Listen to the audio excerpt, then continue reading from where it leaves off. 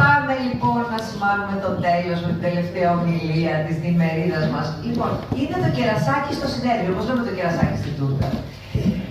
Ο κύριος Άγγελος Ζαμάνης είναι χημικός, είναι γενικός διευθυντής Sacred Mountain, καλά το λέω, Sacred Mountain. Ο τίτλος της ομιλίας του, και πραγματικά και αυτό έχω φωνάξει και όλους να τον ακούσουν, είναι «Μαύρος γύρος, τα ωφέλη της εκτροφής του μαύρου γύρου στο περιβάλλον και στη δημόσια υγεία». It's all Chinese to me. Δηλαδή, πραγματικά, να μου πείτε πώς μπορεί να συνδέεται ο μαύρος γύρος και η εκτροφή του με την υγεία, τη δημόσια. Παρακαλώ, σας ακούμε με πολύ μεγάλη προσοχή. Σας ευχαριστώ πολύ. Ονομάζομαι Άγγελος Ζαμάνης. Είμαι ο Γενικός Διευθυντής της Sacred Mountain και ο Διευθύνων Σύμβουλος Εταιρείας Πνοής. Είμαι χημικός, διδάκτορας του Αριστοτελείου Πανεπιστημίου. Θα είμαι ειλικρινής. Η σχέση μου με την υγεία και η αντίληψη μου με την υγεία είναι ελάχιστη. Στο επιχειρηματικό μου κομμάτι επίσης ελάχιστα με ενδιαφέρει. Σαν επιχειρηματίες μας ενδιαφέρει να δώσουμε λεφτά. Έτσι. Η αιτία που είμαι εδώ και βοηθάω σε αυτό το εγχείρημα είναι ο κύριος εδώ. Συστήστε μας είναι τον κύριο Γιώργος εδώ. Γιωργούδης, που έχουμε συνδεθεί επιχειρηματικά γιατί έχει... Ωραία, λοιπόν, είμαστε, ακούστε.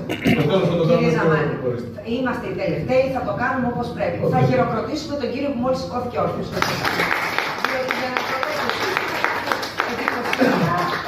Αξιότιμος και παρόν. Πείτε μας γιατί... Θα έλεγα και ωραίος τώρα, εντάξει. Ωραιότατος. Λοιπόν, πάμε. Όπως σας είπα, εγώ διευθύνω και διοικώ δύο επιχειρήσεις. Ο κύριος Γιωργούδης είναι ο εκτροφέας του μαύρου χείρου, με τον οποίο έχουμε συνδεθεί επιχειρηματικά. Με εντυπωσίασε πάρα πολύ το πάθος ενός ανθρώπου που δεν το λέω υποτιμητικά, δεν έχει ακαδημαϊκή μόρφωση, που υποστηρίζει το προϊόν του, λέγοντας ότι έχω το πιο υγιεινό χοιρινό. Το μαύρο χείρο. Το μαύρο χείρο. Ο καθένας μπορεί να λέει ό,τι θέλει από το προϊόν. Το θέμα είναι πώς το υποστηρίζει επιστημονικά. Σωστά. Θα σας το ρίξω. Υπάρχει ένας πολύ ωραίος όρος που λέγεται Industrial Symbiosis, δηλαδή βιομηχανική συμβίωση. Εμείς αυτό κάνουμε. Συνδέσαμε επιχειρήσεις μαζί με αργότερο σκοπό το κέρδος και την δημιουργία ενός ιδιαίτερου προϊόντος. Δεν το πετάτε να πέσει το κάτω.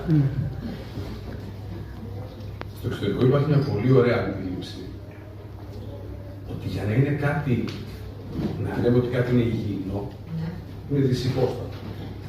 Το πρώτο είναι όταν το λαμβάνουμε μέσα μας να μην μας προκαλεί κακό ή να μας προκαλεί